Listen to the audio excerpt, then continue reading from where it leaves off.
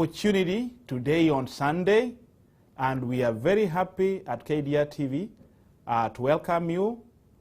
We know that a lot has happened today. A couple of weeks ago, we lost our president, beloved president, back in Tanzania. And to the Tanzanians, we are sorry. We are also mourning with you. And again, we are now welcoming you back to our regular Sunday TV shows. And today we are having a very prolific Kenyan, somebody who is flying the Kenyan flag high in the United States. We've got a brother called Kevin Onyona. Kevin Onyona will join us briefly. And again, we're also having my co-host, who is located in Milan, Italy, Bwana Silas Odero. Will also be asking Kevin a few questions. So let me welcome Bwana Kevin Onyona and Silas Odero from Milan, Italy. Yeah. Welcome to KDRTV show. Thank you, Ben. Thank you. Welcome. Thank you very much, Bwana Odero. Thank you very much, Bwana Kevin Onyona. So briefly, because I've not really introduced you, I mean, you hold so many caps, Bwana Kevin. Briefly introduce yourself. Tell your viewers who is Bwana Kevin Onyona. Yeah, my name is Kevin Onyona, not Onyono, if I may correct you. I was born and raised in Homa Bay. You know, for those of you who are familiar with Kenya. Homa Bay is a small little lakeside city in South Nyanza. In fact, Stella, who is sitting here with us, was my junior. Well, now I hold the title of founder and CEO of Swahili Village Restaurants. My current address is in the state of Maryland. So we have a restaurant in Maryland and a place called Beltsville around College Park area. And we also have another restaurant in downtown DC, in the middle of district, in the diplomatic corridor, called Swahili Village, the Consulate. We have currently also building other restaurants in other cities. We'll discuss that later. Thank you very much. Bwana Silas, do you have a question for Kevin Onyona? Yes, Kevin just made me laugh. I'm not so much of a junior to Kevin. Maybe by a few months. What Kevin almost said was that we share a very long history. Kevin and I were neighbors. Our mothers were very good friends and know each other for some over 40 years. And so, Kevin, my question to you would be, it's such a compelling story, from one extreme to another extreme. I mean, I know you. I remember the days that we would go playing football, and they were not the kind of footballs that I'm seeing around today. And we didn't have the shoes to play the football. We would sometimes go playing football barefoot. So, Kevin, just take us through this story, you know, from one extreme to another. Just a brief one. What you didn't mention is that we used to make our own football. Yes. Yeah. Yeah.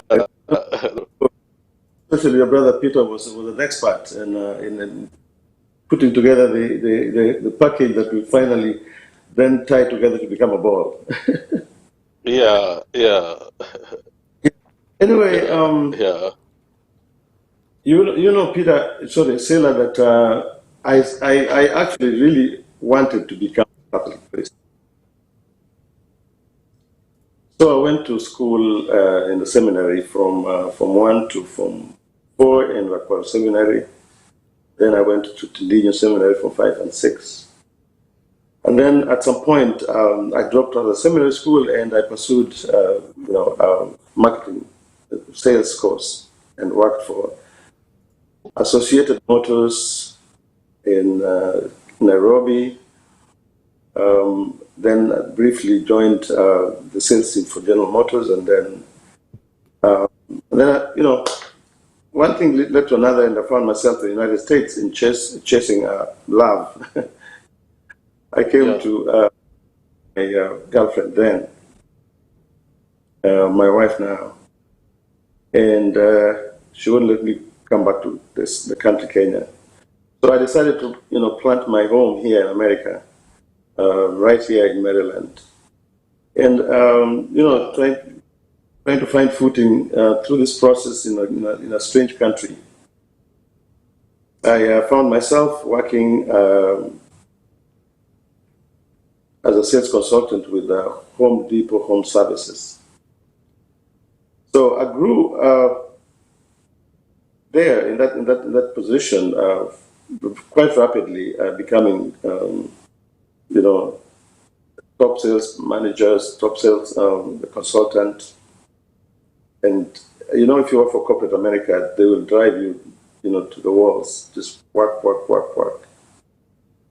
But in the process of doing this, I also was growing very restless with the idea that I couldn't find myself in a fine dining African restaurant where I could eat my ugali in a clean environment, good service, nice ambience.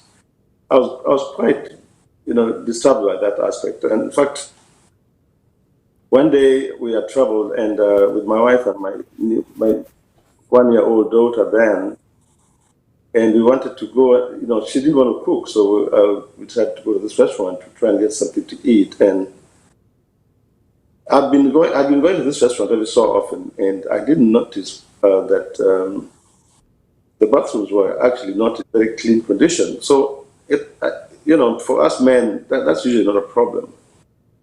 But for women, it is a problem going into bathrooms that are not sanitarily managed. So we sat down, ordered food, and then she went to use the bathroom with my daughter, and they came back and they told me, "Oh, can I get the car keys? I have to find a bathroom to use." And I said, "What do you mean they don't have a bathroom here?" I said, "Yeah, they have a bathroom here, but it's messy. I can't use it. It's just terrible.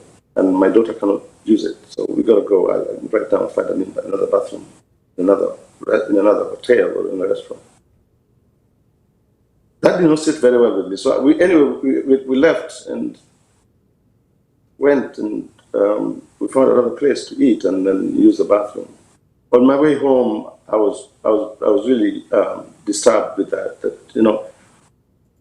an entire community does not have a proper, clean African restaurant. And this was actually at the time the best that we had in the DMV area. So I set about and said, "No, we have to change this, and I'm not going to wait for anybody to change it." After all, I knew how to cook, I knew how to run a business, I knew how to train customer service, and I knew that this is not rocket science. So I saw a problem, and I decided I'm going to bring a solution to it. And so that started the journey of Swahili Village. So I quit America. Quit the corporate America and set about to open the Swahili Village restaurant. We started in a very small location. We made sure that the service was excellent. I had to hire a consultant to train me to be a chef. So I trained myself using a consultant to train me in my own kitchen until I actually became a full chef. It took 4 years of some serious labor, sometimes working 70, 80 hours a week. But finally, I was graduated as a chef, and I remained one. Good. So good, Kevin. The small restaurant did very well, and it became very popular. A lot of our people, customers appreciated the little touch, in the way that we serve them, the quality of the food, the ambiance, the cleanliness, the service. And so before long, I knew that we're going to move this restaurant to a larger location. So we opened the second one, moved from that project, and now we have a third one, and we are on our way to several others. Good story, good story. So Ben, back to you for the next question. Thank you very much. Thank you very much, Bwana Kevin. So why did you decide, or what really drove you to become a hotelier? You've mentioned briefly, but now we want you to go at least a little bit in. Can you go in depth into what really drove you to start an hotel in US? Yeah, like I said, Ben, I saw a problem, and I had a solution for the problem, and I refused that we're not going to sit back and watch a whole community that is very capable. I almost felt humiliated that you cannot find a good African fine dining restaurant. That bothered me. So I said, look, if you're going to do this, you're going to have to do it well, because clearly the other mediocre restaurants were there already. So what's going to separate you? So I had to first of all really get into this with all my commitment, because it's not an easy business. It is a very challenging business. Thank you very much. Thank you very much. At least you did answer in the first when Silas asked you that particular question, but I really wanted you to go a little bit in depth. So let me bring you to my third question. How was Swahili Village conceptualized and executed to become what it is today? Yeah. So here in the DMV, and when I say the DMV, I mean District of Columbia, Maryland, and Virginia. This tri-states. But if you think of an African restaurant, most of it would have to be West African. Actually, for the most part, they constitute almost 90% of the restaurants, African restaurants. Here, of course, with the exception of Ethiopian restaurants. So I thought, well, if West Africans want to find their goosey soup, they want to find their fufu, their jollof rice, they have a lot of options. Even if it's, the environment and ambience is not the best, but they have options. They can go and actually get it and take it home. In our case, the entire East African community, which are united by a single language called Swahili, I thought needed that representation as well. So, in my opinion, I thought, what better name than use Swahili as a uniting name, and then bring the village under it. And of course, the word village represents Africa very well. And that name, I think, was the best we could give this brand, because it has actually really propelled its growth. So, Bwana Silas, do you have another question for our brother Kevin? Yeah, Kevin, I think it's been an interesting journey. I would like to know what are some of the highlights. Through this journey, there must have been some of those things that you look back to and, with a smile. What are some of those? Apart from the big visit that we'll come to a little later. Actually, one of the ones I remember very vividly is when I was selected by the government of Kenya, along with the Smithsonian Folklife Festivals, to host the Kenyan, to represent Kenya in a big festival that is held in this country every year. It's called the Smithsonian Folklife Festival. Good. Now, in the past, they had a couple of African countries represented, and they told me that they had never been very happy with any of the execution of the restaurants that were because they essentially display cultural things like food, music, dance, and so I was representing the food side. So it's crazy. The curators of this program, of this particular festival, are old, white PhD crazy minds, so they go to these countries, they stay there for 6 months, culture, and then come back and then they curate and then let you now get the festival, as authentic as possible. So they chose for me on my menu.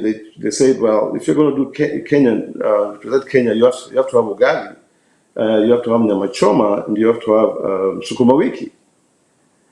And I'm thinking, this is serving 12,000 people a day. How can you make ugali for 12,000 people?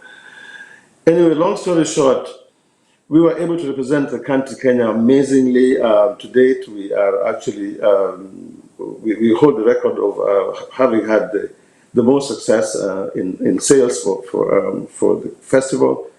But also, just execution-wise, we are still, the best, restaurant that give that great display of our culture. That's just one of them. Clearly, of course, throughout my journey, you know that I've had a fire. At one point, my entire kitchen was set aflame, and we had to literally close the business for an entire year to get back to get it back to function again. In the process of that, I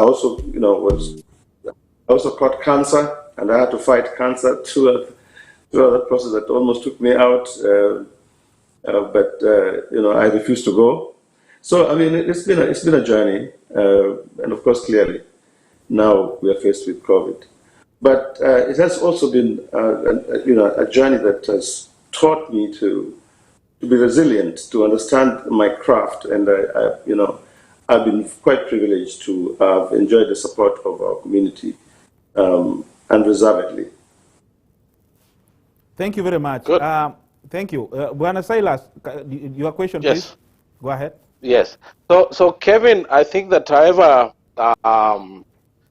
successful maybe today, it goes without saying that, you must have had some challenges. So anyone looking to you and for whom you'd be a mentor would be looking to know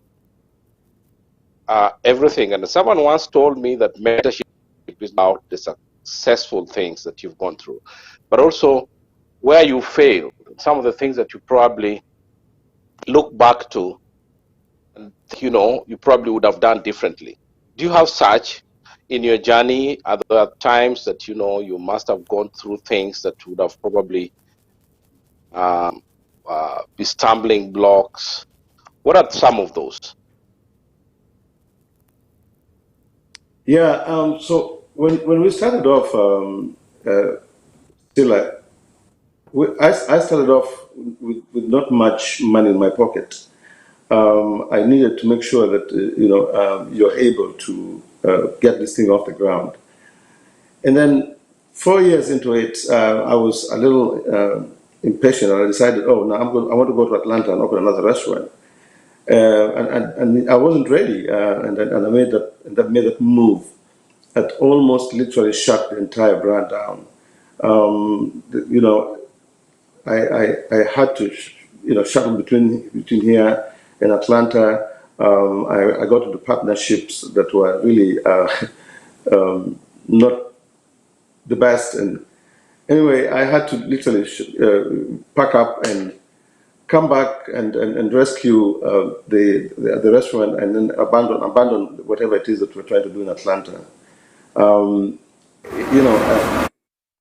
Recovery was very, very hard.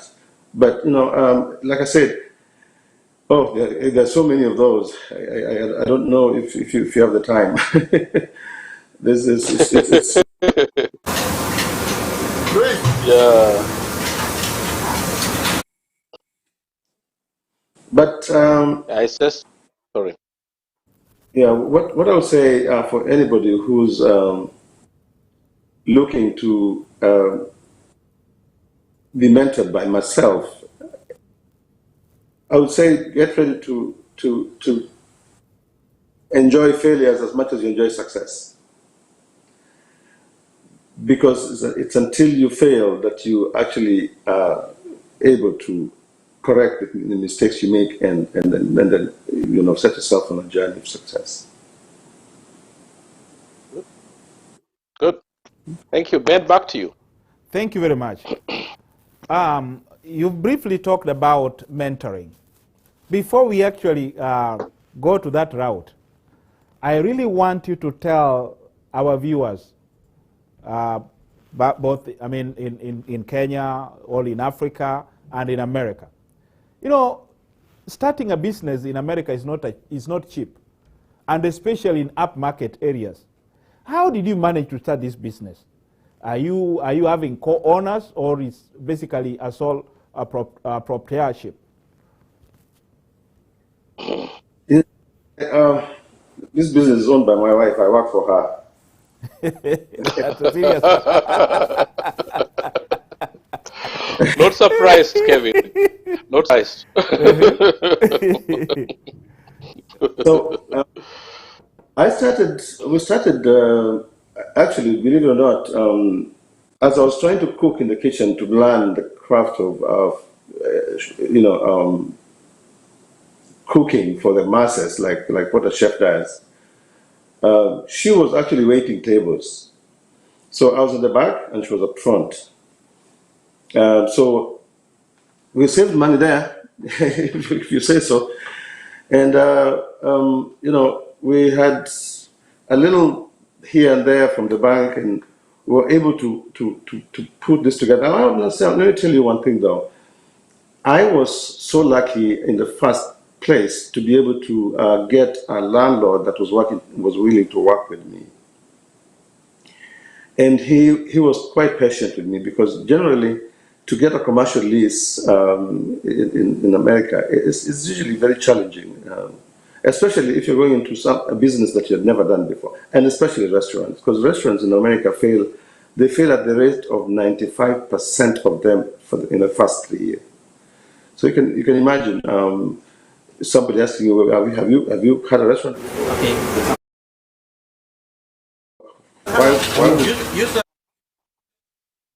Why would you want to get in a restaurant?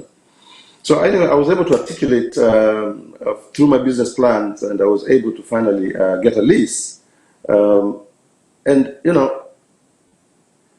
what I think we did consistently was that we were able to bring people through the door. If you can't be able to have a product that will bring people through the door, it's difficult. And because of that, we were able to organize, our finances in a way that the bank would look at you as a bankable business. And so, and of course, clearly, I used a lot of professionals in our line to be able to make us look good. I'm enjoying that. I'm enjoying that video. That meat looks really nice. Yes, I am too. Tears, man. It's as if. Yeah, we wish we could be doing the interview just next to there, so that you other chefs could be bringing us food, man. That is so nice. Yeah. Yeah. Tantalizing. Anyway, yeah. To answer your question, yeah, we have not partnered yet with anyone.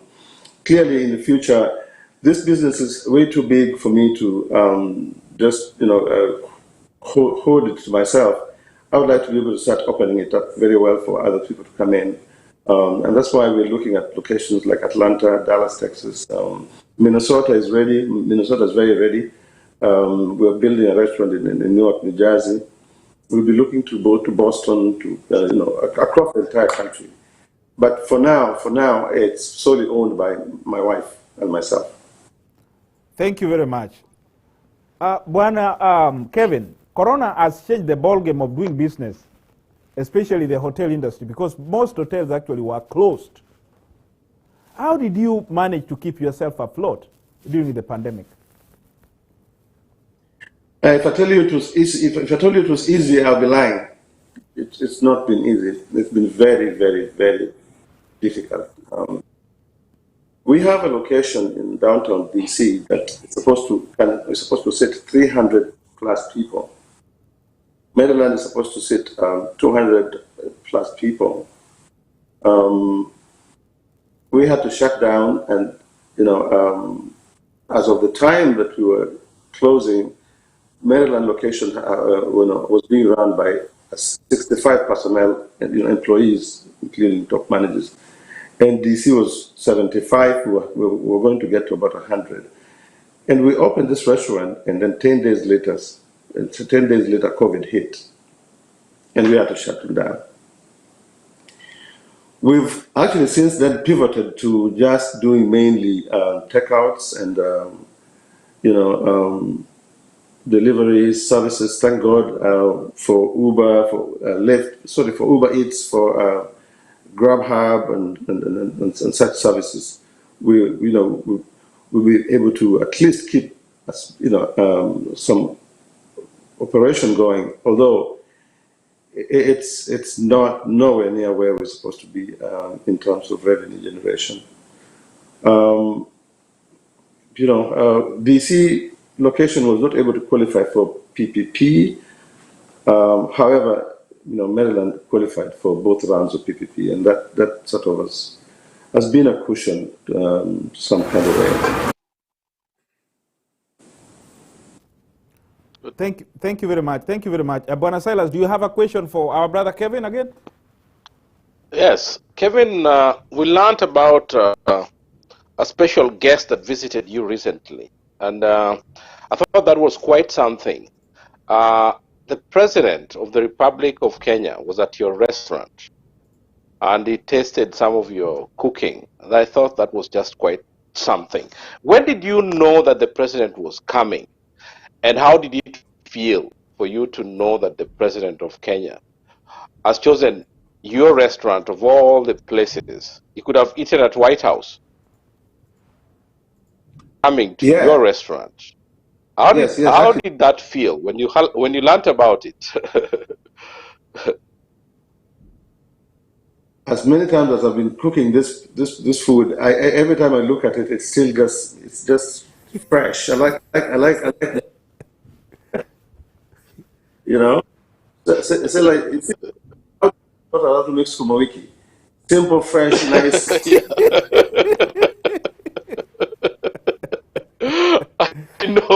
I know, Kevin. I know. Yeah. Anyway, yeah. So I got to know. It's emotional. I know, right? I got to know about the president. I would say 3 months before, and it wasn't me who created that child. I think we worked very well with David Gasheru, who was at the time our ambassador.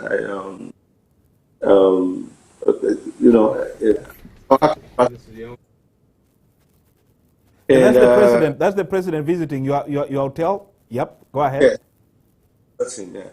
So I was given the information that the president was coming to the White House to attend the National Prayer Breakfast.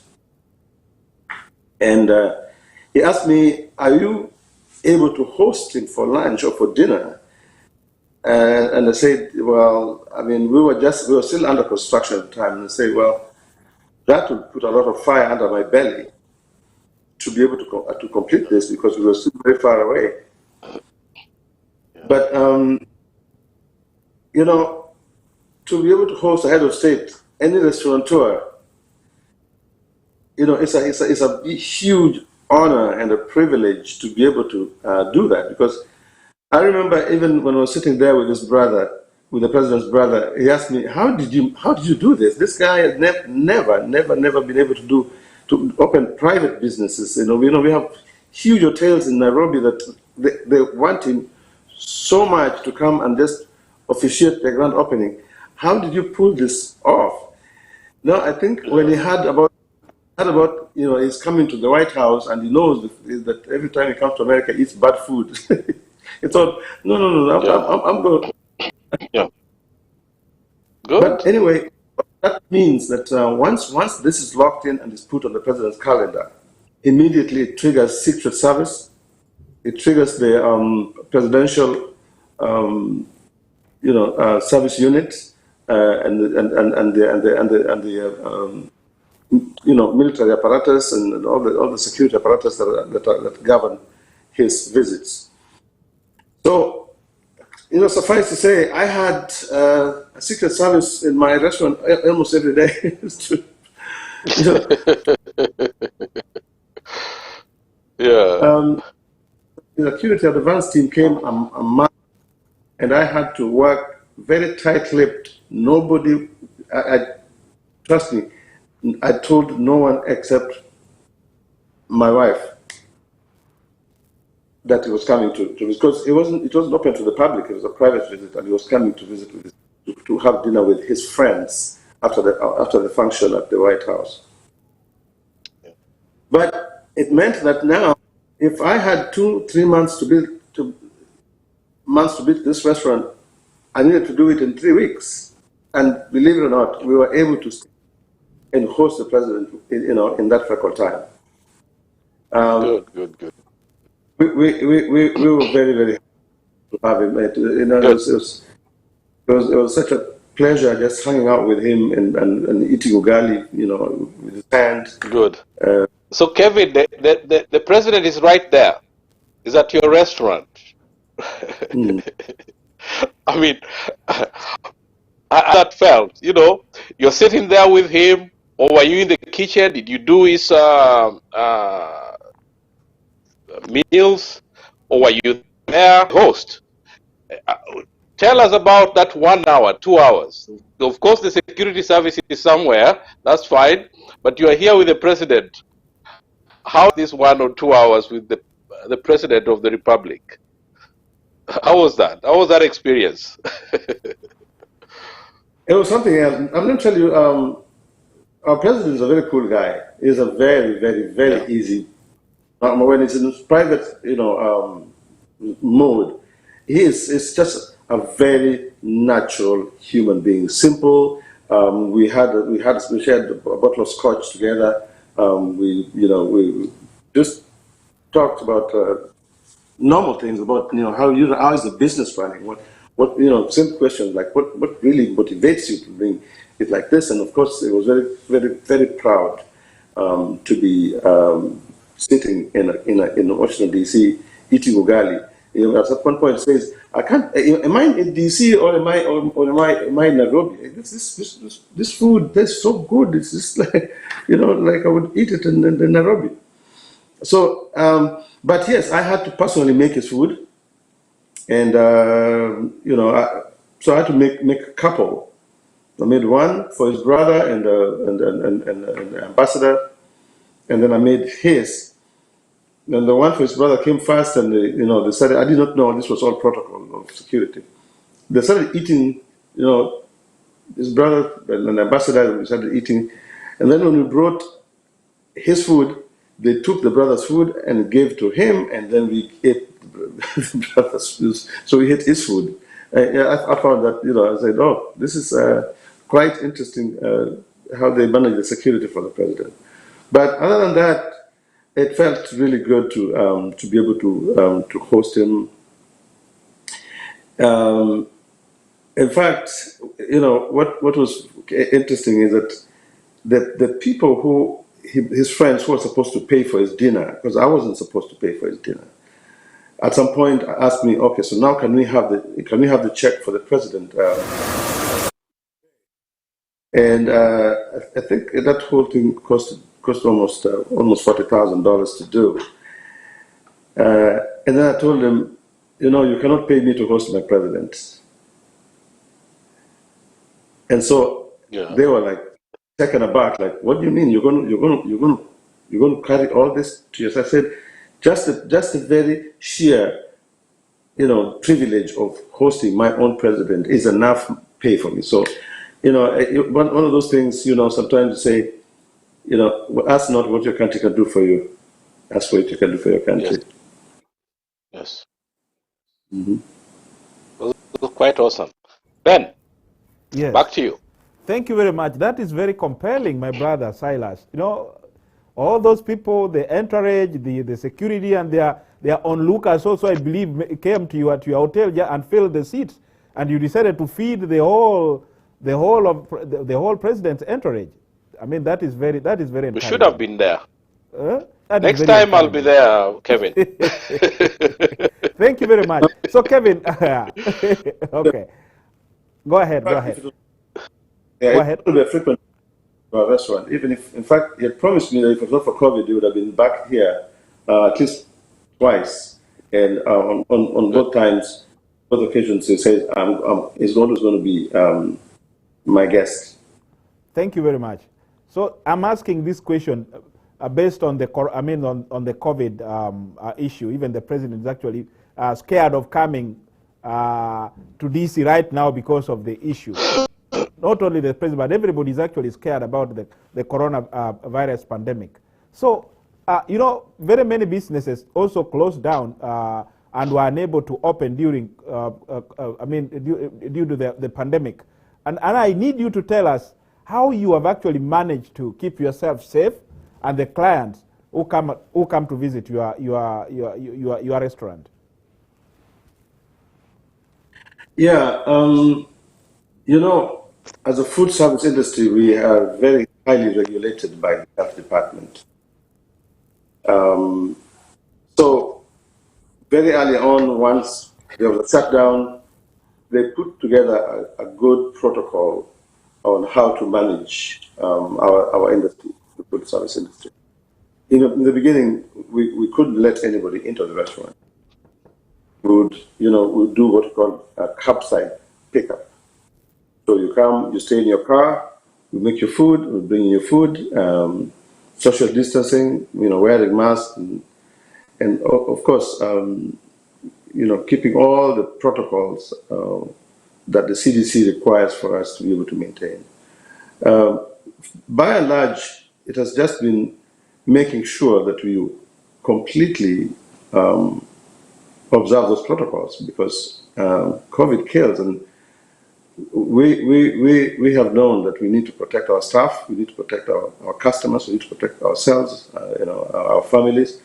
So we were clearly very strict about that. We have when we finally got to open back up again, up to this very day, when you come into our restaurant, we take a temperature, we do contact tracing, we hand sanitizers everywhere. We have to wash your hand. You have to even while in the restaurant, if you're not eating, you must keep your mask on. You can't move around the restaurant without. So we have literally, just obeyed that very strict adherence to the protocols of the CDC and the COVID-19.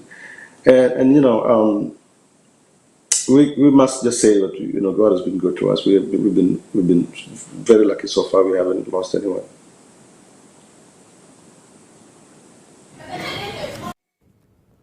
Thank you very much, Bwana Kevin. Another question we'd like to ask you. You seem like, you are a very busy guy. Can you briefly tell us how your day looks like? What time do you wake up in the morning, and what time do you go to sleep, my brother? Go ahead. Yeah, like life would have it, we have 4 children. The first set was 12 and 13. And then we have the second set, which is we call the retirement set. This one is 3 years old and 2 years old. So clearly they keep us young, right? So I wake up in the morning. Of course, they wake you up whether you like it or not, and get them ready to go to school, drop them in school, and your day starts from there, and it's rolling all the way. Usually, I'll be in my home office for at least a couple of hours doing, just some cleaning up. My managers actually do run the restaurants very well, so my job is usually just to check with them and see areas where they need help. Because my role right now is basically building more restaurants and putting together the deal, what the package is required to go to the next one. So I spend more time with accountant and bankers and financiers, and thankfully not with doctors, but Then evening, I will, go and see the operations. I could choose whether within DC or do both, or I could go to Maryland. And that's my day. Come home around about 11 o'clock midnight, and go to bed. Wonderful. And then go ahead. Go ahead. Go ahead. Oh, yeah, and then the day runs like that every day. I mean, that is kind of your cycle, yeah? Yeah.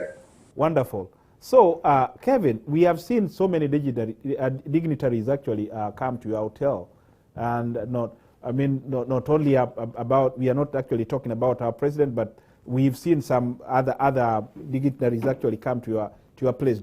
Can you tell us how many African dignitaries or American dignitaries or any top CEO who has actually visited your hotel? And on top of that particular question, tell us why people keep coming back to your hotel or to your restaurant. Give us that. Maybe so how that Sukuma Wiki looks, how that looks.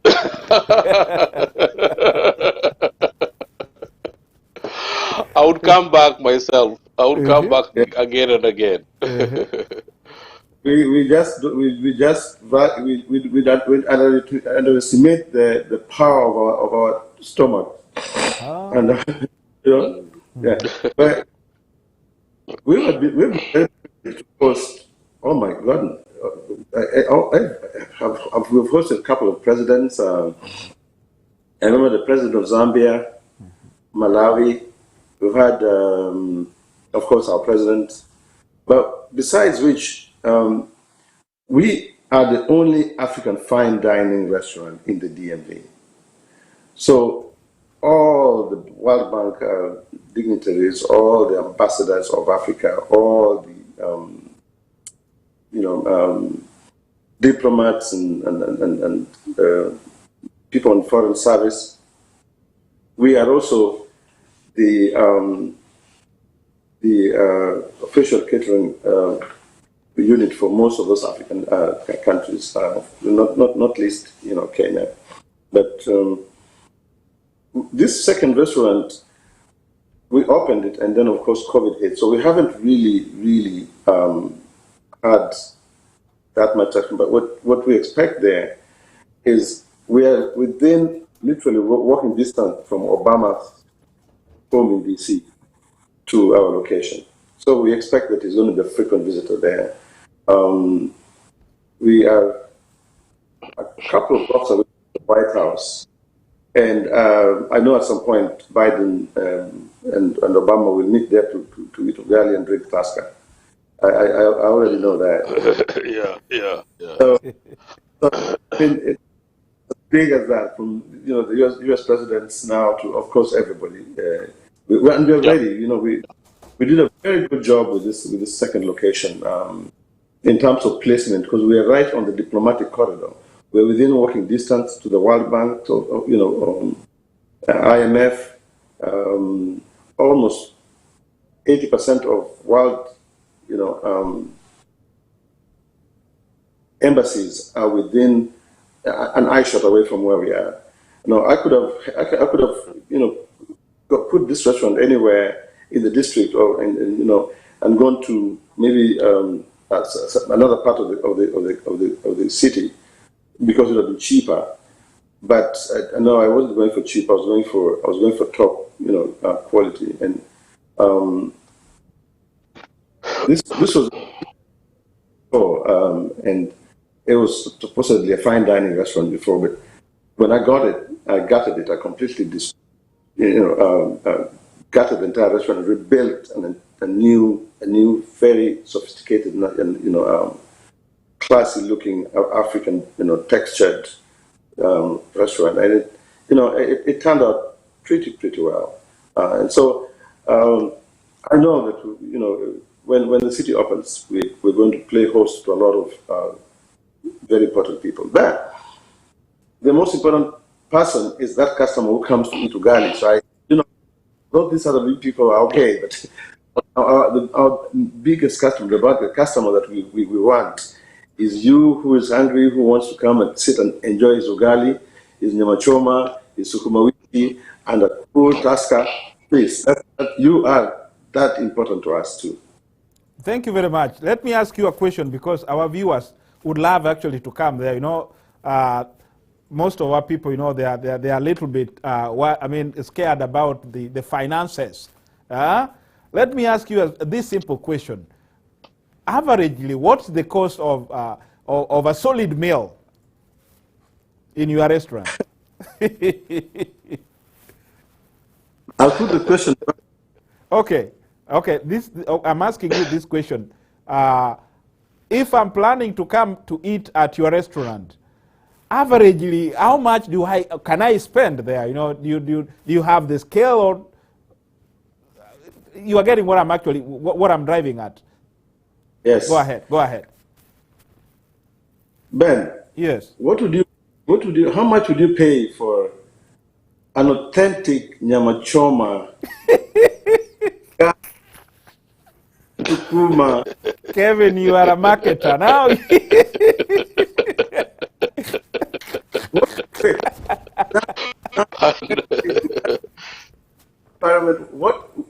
Basically, most of our customers, to be honest with you, don't even look at the menu. Yeah. I'm telling you. Yeah. They Look at the don't price. care. After you've traveled all this way, you've come to the district to sit down to enjoy a nice nyama choma. Do you care how much you pay for it? No. The price would be relevant. Clearly, obviously everything has a cost. We offer you a lot of things in this package. We offer you the food that you eat, which is very authentic. Imagine, Sila, now you go to an Italian restaurant where the person making the pizza is that old lady, that authentic, and using all the top ingredients of Italy, and you go, and you're in Georgetown, how much did you pay for that pizza? Kevin, in fact, some of these restaurants don't have says on their menu. So you just walk in and eat, and then you pay. So I agree with you. Yeah. I agree with you. I agree with you. What we're instilling on our people. Obviously, clearly, we have a big rent to pay. We have big staff to pay. We have costs to pay. But in the end, we just pride ourselves in giving you that product for which the best for which money is now, because you have been, you have been touched in a special way through your taste profile. Good.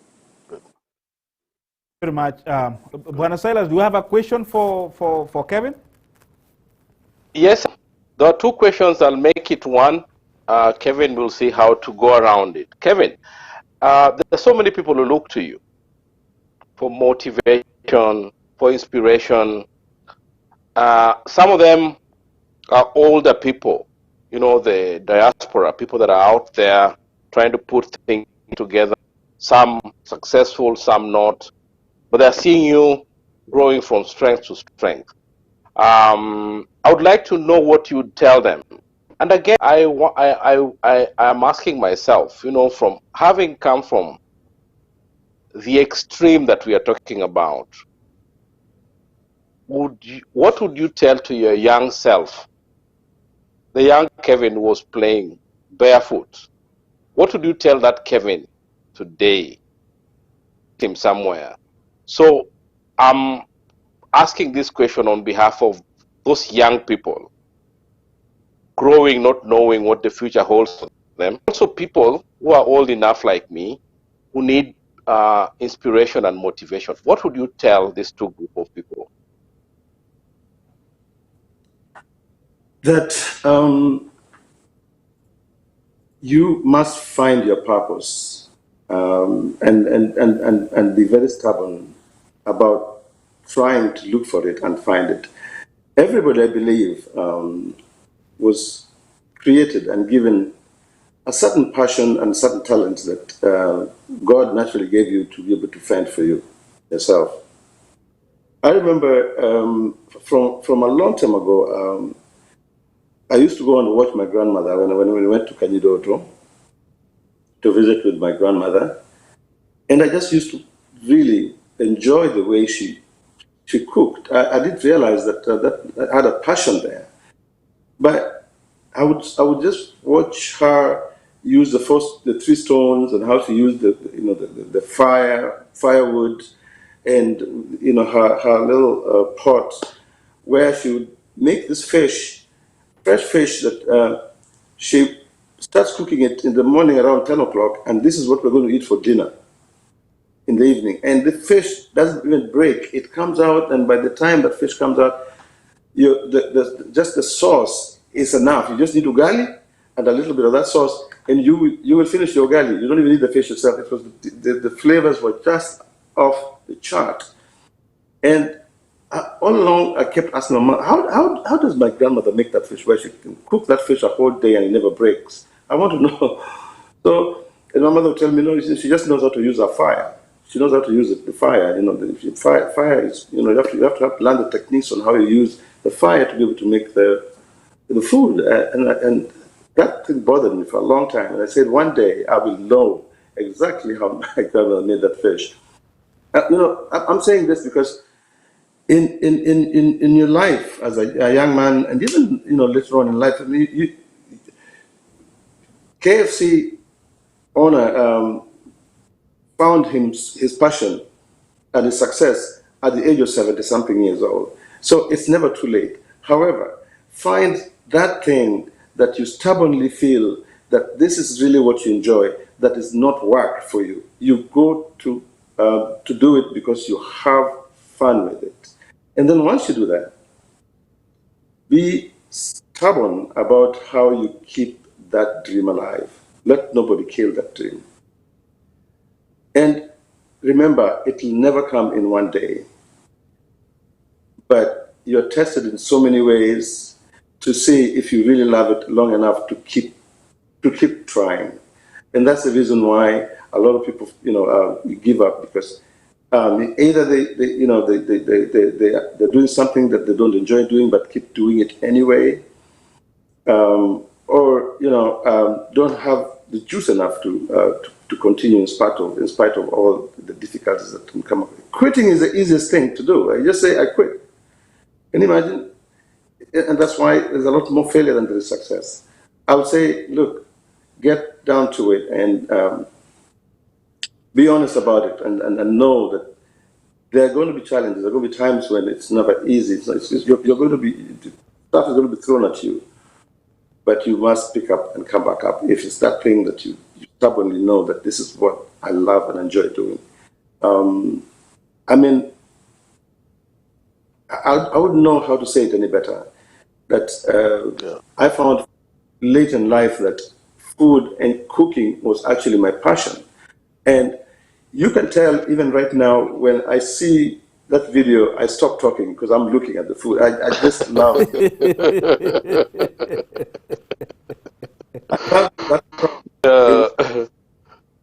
Just bring this food onto your plate, and I love watching the reaction of people when they see that food and when they enjoy it. So, you would not take that away from me.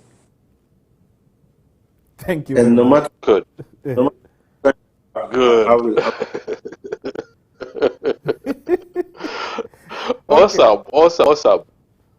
Awesome.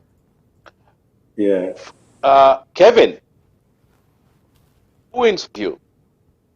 Who did what? Who inspires? When you look around, who is this person that when you look at, you say, yeah, I find this inspiring. You know who actually, I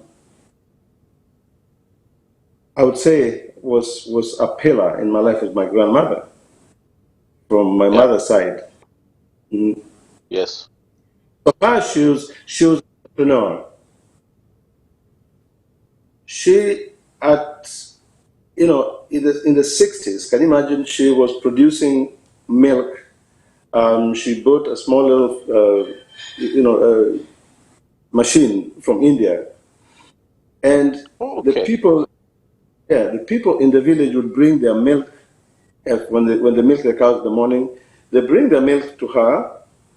She would take that milk, extract the cream from that milk, and give you back the milk. And the milk is still good, so you can still go and use it as because it still has almost 5-6%, of the milk you need to be able to nourish your body and for the children, and then she'll pay you for the cream.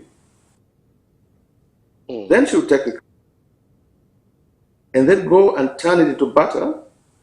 You should make 5 other products out of this cream and sell for money. This is way in the 60s, and by the time the 70s, they had built themselves a wonderful home with running water, with flushable toilets in the village. Yes. Yeah. She found home.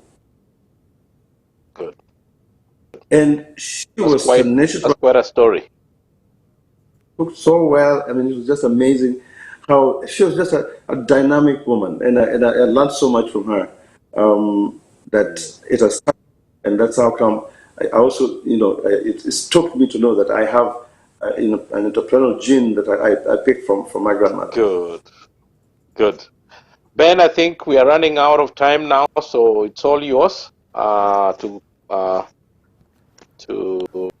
Thank you. Thank you very much. Thank you very much. Yeah, the last question now, Bwana Kevin, so that we can also give you 1 or 2 minutes to have a conclusion or your comment. Are you open for? Are you open up for a franchise idea? And if so, how will you execute it? And on top of that, what's your projection of your business in the next 5 years? Combine them into 2, then we'll be done. Yeah. So, like I said earlier on, we have a product, a successful product. We also have the marketplace, and this is now global, because where Sila is in Milan, I know they need a nice African restaurant, full, fine dining, because I approach the fine dining part of it. London needs a restaurant. Dubai needs a restaurant. Solid kind of restaurant that I imagine. Here in the United States, literally, if I open a restaurant in Dallas, Texas, I would not do well if I opened one. I need to open 3 of them, because the market is just that wide open. Houston, Atlanta, Georgia, like 2-3 restaurants. I can't do this by myself, but I'm going to, now require at some point, we'll put it together, that package where if you are in Atlanta and you feel like you want a partner, we will come and do the most of the legwork for you. We'll build the restaurant for you. We'll run it for you even, and you become part of it. It's doable. I mean, look, Longhorn Steakhouse is part of a big group of chains. They own upwards of 2,500 units of restaurants in this country. Why not us? 2,500 units. That's just one group of people. Why not us? Why can't we own? Why can't we do the same? Own 1,000 of them if we can, and be able to give other people opportunity. Besides, we need to start looking at things in that manner. We have a big labor pool that we can pull from to give our people opportunity, but also as investment. So to answer your question, my mind is limitless to how many restaurants I can open. I'm ready for it. I can ready to open 1,000 if it's possible, because the marketplace is ready. And there's one more thing that is ready. I can tell you. Here in America, the future of of culinary dining, the future of good eatery is in the ethnic restaurants. American restaurants, you can tell around you, that most of them are failing very rapidly. Ethnic restaurants are surviving and booming and thriving. So the future of Swahili Village is amazingly great. And so, like I said, we will open it up at some point. We're working on the modalities of it. But, if you're out there looking to be able to have a conversation, sure. I'm quite reachable. I'm sure if you really do want to reach me, you'll be able to get me. And then we can have conversations. But yeah, I'm looking forward to a really, a robust conversation about franchising. Thank you very much. Thank you very much, Bwana Kevin, for that wonderful answer and wonderful time we've actually spent with you now 1 hour. And we really appreciate so many Kenyans, so many Americans, so many Africans are really very happy. You already have one guest, Professor P. Cherono. She'll be coming to DC. So make sure that her table is well set. So Professor Cherono, Bwana Kevin has got your message. Thank you very much. He'll definitely wait for you. And then, she said, stubbornly love. I love that, Mr. Onyona. Oh, and wonderful. So she'll be coming to eat and many more. Thank you very much. So thank you once again. Thank you very much, Bwana Silas from Milan, Italy. You're welcome. We are also planning to visit Milan, Italy and see exactly what happens there. Unfortunately, we don't have an African restaurant there, but we hope that one day our brother will... Kevin and I have been talking. There we go. There we go. Behind the curtains. That is wonderful. That is so wonderful. So I hope that our talks is going to go somewhere, and because I'm also working with a group of diaspora, mainly in Germany. I think I've got some people also in the United States, and we are hoping also to be able to supply Kevin with some of the things that we are producing as Kenyan, so that when we come to eat, we are also feeling like we are part and parcel of what is going on there. But Kevin and I are talking about opening up in Europe. Not that we have an idea of how that would look, but I hope that let's talk somewhere. And yeah, so thank you once again, Kevin, for opening up to be able to make those considerations. So yeah. Thank you very much, Bwana Kevin. So let me give you a closing shot.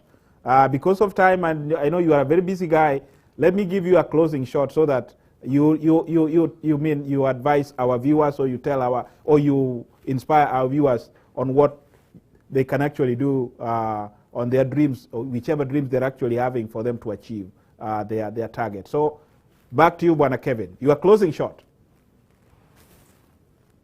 Professor Rondo, karibu sana. I can't wait to sit down and break bread together. Under the beauty of our Swahili village in downtown DC. We are actually literally within walking distance of our new embassy. Quite often I've been informed that there are quite a few people who come to the embassy and have no idea how to find Swahili village. We're literally within 10-minute walk to the M Street location from the P Street embassy, the new embassy that we just opened. So I just wanted to let our viewers know that when you come to DC, when you come for your passports, when you come to do your biometrics, don't stand on the cold front waiting because of COVID. We welcome you to our restaurant. You can come and sit as long as possible when it's cold. We won't send you away, and of course we will make sure that you have your chai, whether you have money or not. We will make sure you have some chai to drink. So I wanted to just throw that there to let our viewers know that I will welcome you to come and wait at the restaurant while you're waiting for your turn to do your biometrics. So just to conclude, I want to be very brief here, but really want to thank Kenyans who have supported, and our African community that have been behind our success. We don't take it for granted. We know that you have a lot of options. And we also know that you do this because you're intentional about supporting black business. I want to just tell you that we thank you so much for the support you've given us for the last 12 years, and we hope to keep serving you in our community. Beyond that, today I just really wanted to give my vote of my thanks to our clientele, the supporters, my staff members that have been dedicated to us, some of whom we've had for 10 years straight. Some of whom were picked up when they were young, when they were teenagers, and now they're grown men and they're managers in the restaurant. So I wanted to be able to put that out there as well, that we're grateful for your service. If I could just put that last word, please stay safe. COVID is real. Obey your protocols and observe social distancing. We're about to break the back of this COVID with the vaccines, and let's not let our guard down. We need each other. Let's be able to celebrate this beyond summer and be able to get to gather again and break bread. Thank you so much. Thank you very much. Thank you very much for that. Thank you very much, Bwana Kevin, for accepting to come and looking for some few. Not really. We've already actually had you for over 1 hour. Thank you for we appreciate your time. We appreciate your dedication. We appreciate your service to the community, not only the African community, but to the international community. And with that, we'll say goodbye for now, hoping to have another guest.